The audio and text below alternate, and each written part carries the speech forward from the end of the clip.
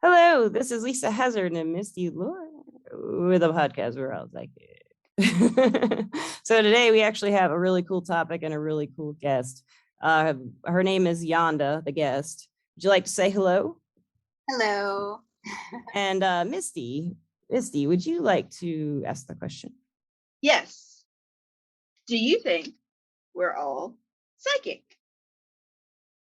So I think we all definitely have abilities. I think some people, if you believe in past life, come into like lifetime having more of a developed psychic intuitive ability than others, but I think anybody can develop it. Agreed. We're all on the same page. Yeah, I agree with that. I Yay! agree with that. So before the podcast, well, actually, like, where did you get that idea? Like, were you always raised with this, like, this mindset, or I mean, were you raised around psychic abilities and intuitive and? My family is super conservative, like so conservative. It's like crazy. Oh, I'm like the black sheep with the pink polka dots in the family. We like it. We like it a lot. But the funny thing is, my heritage is I'm Egyptian, and I'm like first generation. And so wow. my mom is actually not naturally really highly intuitive, and I found after digging from a long line of like healers and spiritualists, but my over the years, like it kind of, I don't know, like a lot of it has been um conditioned out of our culture, so Yeah. I see that a lot too with like cultures like the Indian culture, where like they're super highly like psychic and intuitive, and astrology. Yeah. Like, then it's more desirable and more looked upon to be a lawyer or like a doctor, and like being like a psychic or an intuitive, like especially my culture, it's kind of like they don't take it seriously. But yeah, it is funny how it does that, doesn't it? But I mean, yeah, like Indian culture, I love it. I love it. I love it. And so much of theirs, depending on, the tribe or whatever, they live off of, psychic, development and sounds and listening to yourself. So I love that. Yeah, I feel like a lot of the older cultures, like everything's kind of backwards now, like because I think yeah. I've been a yogini for over 20 years too. And it's just like everything's kind of gone backwards. Like the old culture, they've kind of adapted more the Western civilization, and the Western civilization is now adapting more the Eastern civilization. So yeah. I can't get it together, huh? Yeah, but I think it's all for a reason. I think it's good to have both sides. And so it's kind of like, I agree. The pendulum swings to one side all the way and then to the other side, and eventually it's going to get into the back. Out. Yeah. So what made you like look into this side of life and energy work? She told me before the podcast, I was so excited I almost blurted that out first before asking you about where'd you come from? But she's in the metaphysical, I mean, not metaphysical, and she's in the alternative health field, and then she's in many areas of it, and I'm just like, like I was saying earlier, it's like my heroes right now are the alternative health practitioners. They have made my life almost pain-free, Well, I actually got into it by accident. Like Misty and I were talking before we started the podcast. Like people who have a true calling for this, usually it's not their choice. They kind of get thrown into it. Like I tried to run from this path, and every time I tried to run, my whole world would get turned upside down. So I actually got off that path. Yeah. In college, I was actually planning to go to law school, and I became like severely ill. And I was dabbling in alternative medicine at the time, and little did I know that was what was going to save my life. I like years later found out that I was battling with like a life-threatening like disease, and I just delved headfirst into alternative medicine, and a lot of it, really the core of it is healing spiritually, mentally, and emotionally. Yes. And I love that. And so I kind of got into it because of out of I'm going to say out of desperation, out of a need, out of like a do or die situation. Yeah. So tell us about that. I want to hear more about it. Like, so you're in law school, right? I was pre-law actually, and I was very sick. Like by the time I graduated college, I was sleeping 15 hours a day. Oh For, no. I was super sick, and I was diagnosed with like Epstein-Barr. But then it wasn't until years later that because I was having all these different symptoms, but then with everything that I was learning through alternative medicine, I would fix the symptoms, but then more things would come. And then it was like 5 years later that I found out that I had some rare form of leukemia. Oh, Wow. It was really, and Wow. and if anyone knows about leukemia, who's had a loved one who's been through it, it's like 1,000 diseases in one. And so a lot of it actually started opening up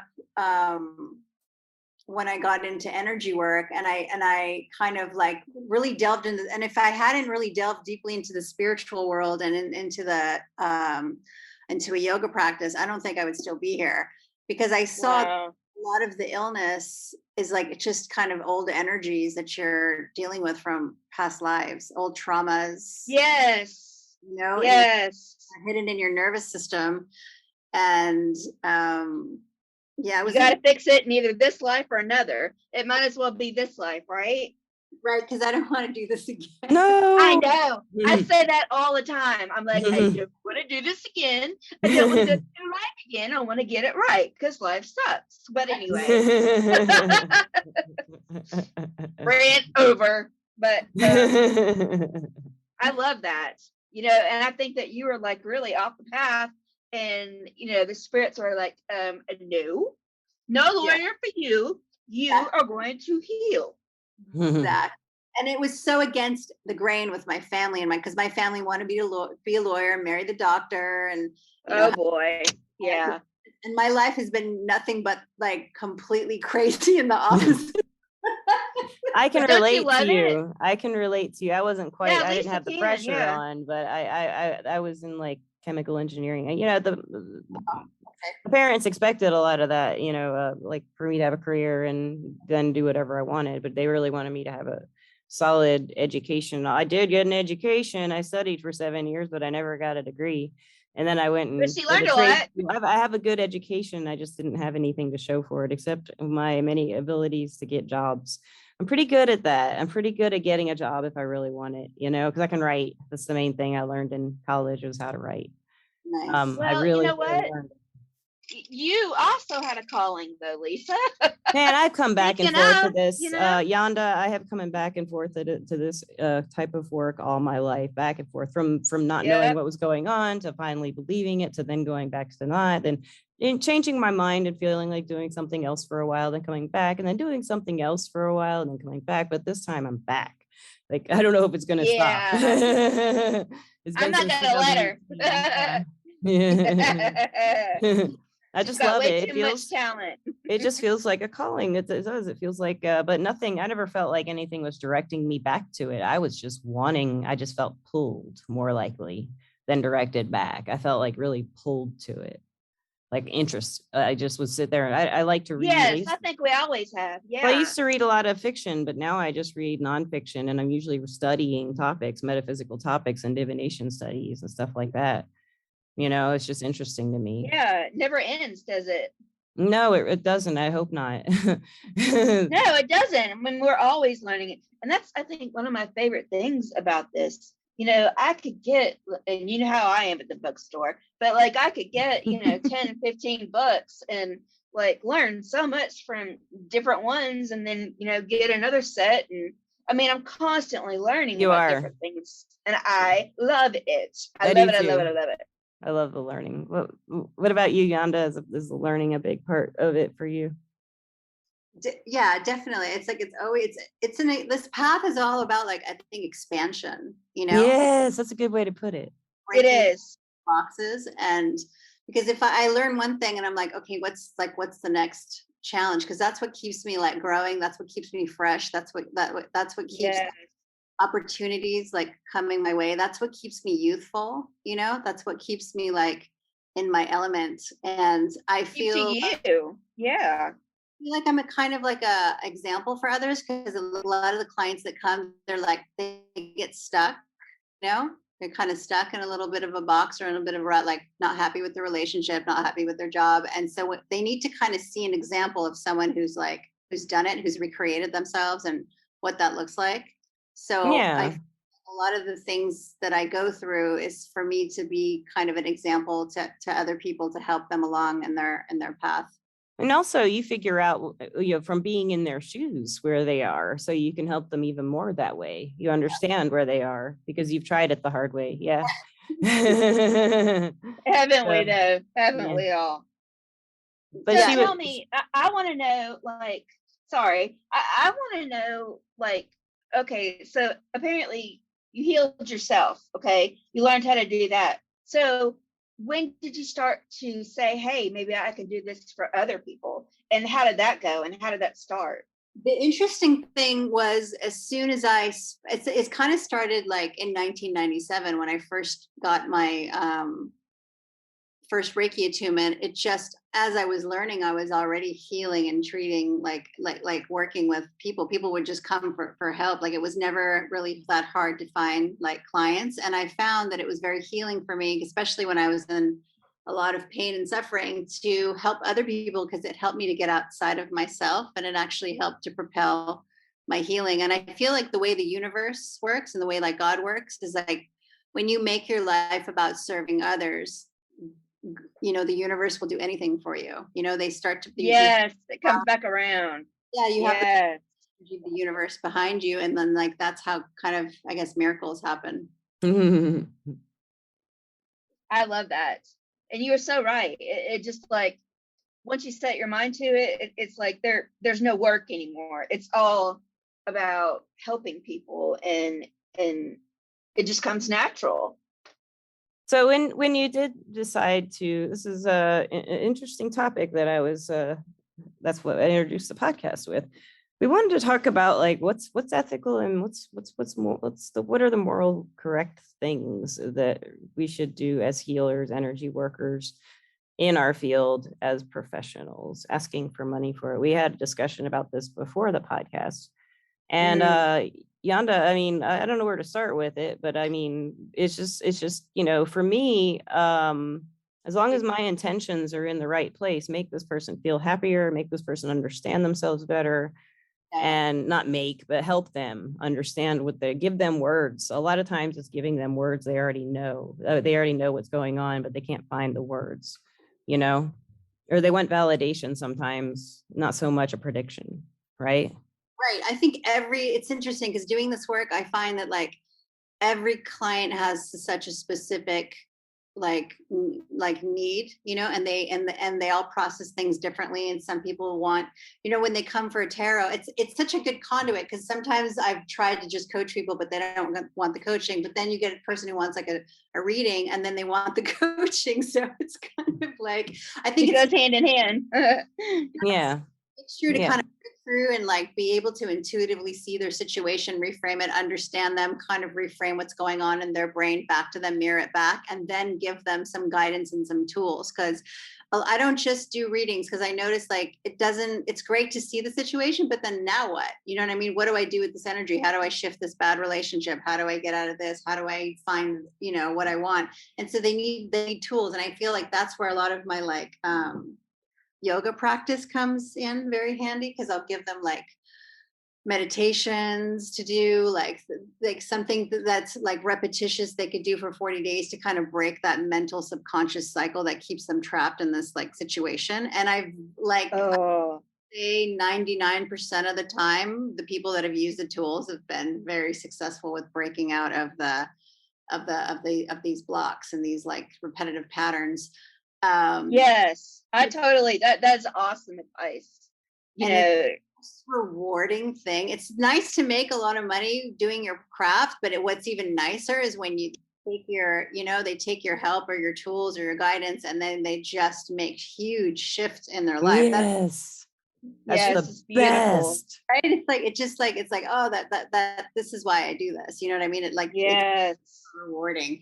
But it's good though. I see like there's lots of people turning more towards like psychics and people in the energy world, because now it's a thing where like 20-25 years ago when I was doing it, like I was telling Lisa, like people just looked at me as some weird like tree hugger. Yeah. Now it's like, ooh, it's so cool, and it's so eclectic, and it's funny because I always wanted to be this big shot, like high profile, like attorney, and now clients, some of my clients are like some of the top attorneys like in the country, and Wow, how fun. and I've worked with billionaires, and I've worked with really high profile people. So it's just a matter of like, and I always wanted to be like really good at what I did. And I thought it was going to be through like, going through law school, but it's like, if you just do what you're meant to do, you're going to shine and be at the top of your field. And that's successful. Yeah. And that's the biggest thing that I like, guide and coach my clients with. You have to find your, what's your thing? That's your destiny. But with that said, like with the ethical part, it's really good because people really open themselves. I mean, the things that the clients tell me, like sometimes they tell you more than what they tell their therapist. It's very sensitive. So I feel like they have to be a little more aware of who they're putting that kind of, whose hands they're putting that information into, and be a little more like aware of who, like the type of like healer that they're working with. Because I see a lot of people kind of get into the field and they're doing it just for monetary reasons. They don't have a real background like ability. And that's where the integrity level comes. And I think, the other thing is being a healer and an alternative, like a CAM, like a complementary alternative provider is what they like call us. And even in the psychic realm, it's like the Wild West. We don't really have rules. Do you know what I mean? Like they've just started creating rules and defining licensing. Mm-hmm. So there's a lot of people that mean well, but they don't understand, like there's do's and don'ts in the fields. There's places you should go with a client. There's places you shouldn't go with a client, that you're not trained professional, like people who have suicidal tendencies, probably not the best person, like a psychic is probably not what they need, maybe later on, so it's just it's just good for both the providers and for the clients to kind of like have a more of an awareness when they're choosing or selecting like someone to work with. Yeah, and I would recommend, if you are someone who plans to work with an advisor or energy worker of some sort, get to know them before, So sometimes, I mean, I'm one of those people that even if I'm not working, people just tell me their stuff. I mean, I love it. I don't have a problem with it. I think it's really cool. Right. They just tell me their secrets. I don't know why. My mom's the same way. She doesn't work as a psychic. She was a teacher. It's because they feel comfortable around you. I want to know the tone of your voice, but I don't tell anybody. I don't know. I just really like hearing. I don't know. I'm not trying to pick it out. I'm not asking them personal questions. They just tell me. And but of course, that's what it is with a lot of people who are working with energy. People do feel comfortable with us if we're confident, and then even if not, they just feel like, I don't know what it is. You ever experienced that, Yanda? Do people just tell you stuff and you don't even know them? And I'm just like, I really didn't need to know. Yeah, I love it though. I'm just kind of like, really? I mean, it's different when it's in the professional side. I'll listen to anything, but like when you're out and like out and about with friends in restaurants, someone comes up to you and they're just telling you their whole life story. I'm just like, what? It happens a lot. It happens to me a lot, and it's some situations it's a little awkward, but I don't really mind. It's just strange, But that's typically someone who has the gift, and there's something in your energy field that makes them comfortable, because healers have aura. But what I was getting at is, like, a lot of energy workers have that characteristic. People want to tell them stuff. I don't know. Just if you feel yourself like really wanting to tell someone in that first 10 minutes, like something really hardcore personal, that's, nothing you've even told your significant other, whatever, then I would say, maybe get to know them a little better. But you know what though? Sometimes it's the opposite. Sometimes they want to tell somebody that they don't know and that has no information about anybody else but what they're telling you. It makes it easier for them to just get it out. It's not like they can go tell their best friend, or they can't tell their husband, or, I feel like whatever. that. Yeah. Even a therapist might report to your doctor. You never know. Right. A psychic reader that Exactly. keeps it so they don't have anyone to tell. I mean, they wouldn't tell anyone. Exactly. Yeah, Exactly. way of framing it. Yeah. But yeah, it's just I think people are really craving now to kind of break through things and open up on a much deeper level, and society doesn't always really make it easy to do that and to be themselves.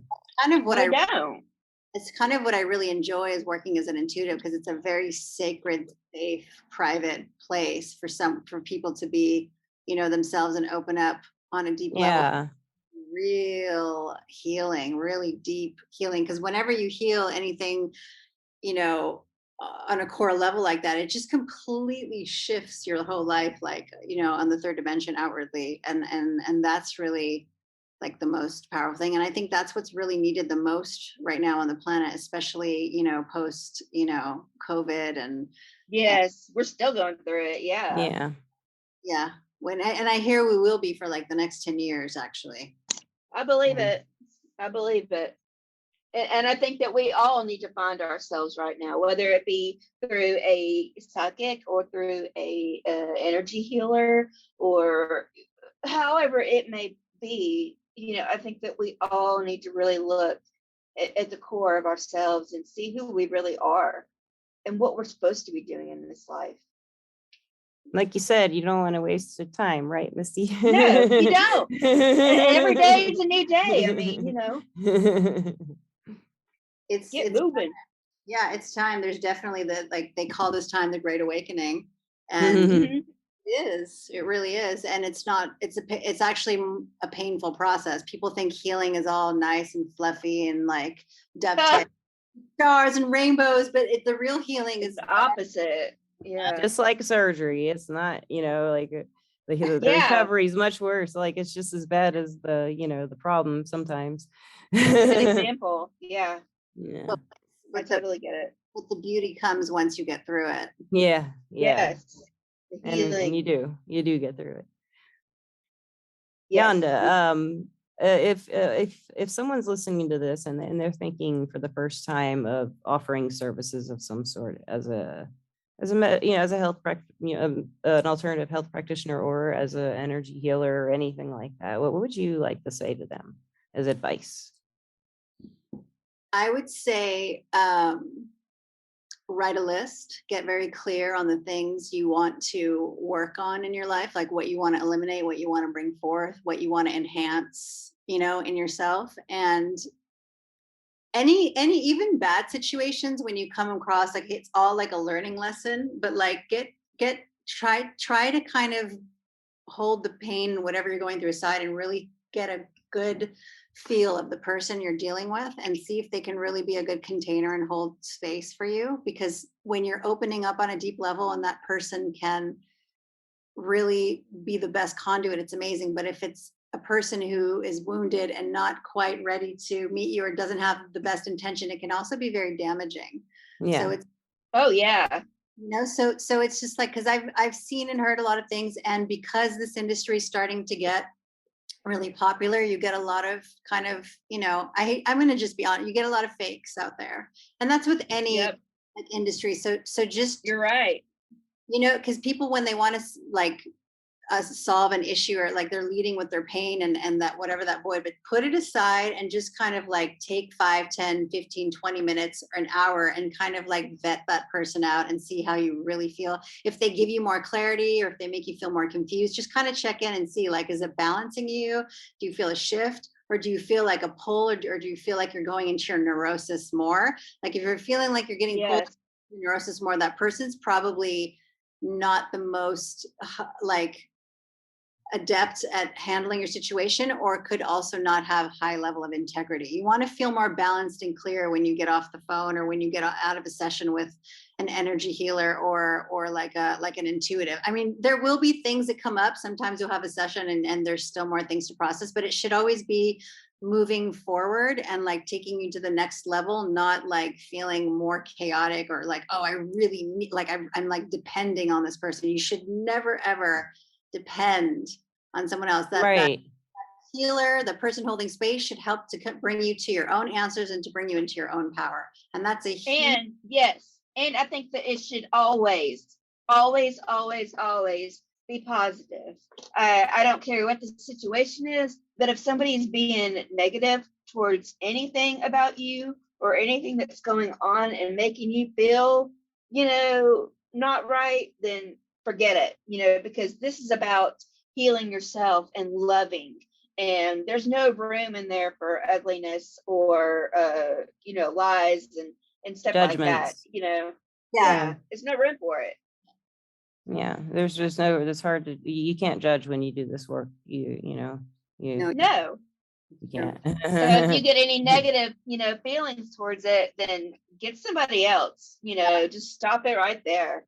And don't always think too that like when you get one or two bad people that they're all bad. It's That's true. right, because it's Very not true. true. Yeah, they're Find not all bad. Gotta find the gems, and if you find that one, like you might go through 10 bad healers and then you find that one gem, and then that person like just helps you transform your life. But it also it's all part of your lesson too, to like go through, because it's like part of you learning maybe discernment or setting boundaries, or you know what I mean. And sometimes you have to go through the bad experience to really learn that lesson, but to always keep moving forward and keep working on yourself and keep seeking help, advice, another point of perspective, because that's how you grow. Don't have a bad situation and then stop. Just keep moving forward. Yeah, definitely. Yeah, definitely. There's towards the good end results. You can change your attitude. You can always change your attitude. It can be the hard part. That can be the dark, hard part to do, change your attitude. That's like a hard thing to do, but it's something you're capable. Everybody is capable of doing. Yes, agreed. So Yanda, how can anyone who's listening find you if they wanted to get services or get to know you better or anything? Or on an app called Everclear, and I can give you guys my direct. Yeah, you can send it to me. I'll put it in the link. Your name is Yanda on Everclear, right? Eventually, I'm actually going to probably get on like YouTube and do my own platform too. Cool. So you can always try to Google me or like go to YouTube and find me at some point. I'll probably start it sometime next month, but I'll put my direct number to Everclear. And that's kind of where you can get quick access to me. Okay, yeah. And speaking of Everclear is our sponsor, and I'd like to thank them. Everclear, as you probably know if you listen to the podcast, is an advice app where you can get your advice from psychics and empaths. It's well, Yanda, it's been really cool talking to you, and I think you've made some really great points. And yes. I have a lot to think about, so I'm glad I get to mix this and listen to it. Thank you for inviting me. It was such a pleasure to connect with you both. Well, thanks for coming on the show. And listeners, please come back. Yes, come back. You can come back when you start your YouTube channel if you want. Yeah. We can talk about YouTubing it. I'll be giving a lot of free readings like daily there. So. Oh, I'm coming. Sounds good. Yeah. Sign me up. Listeners, I love you guys. Thank you for listening, and have a great day, night, morning, whatever it is for you. Bye.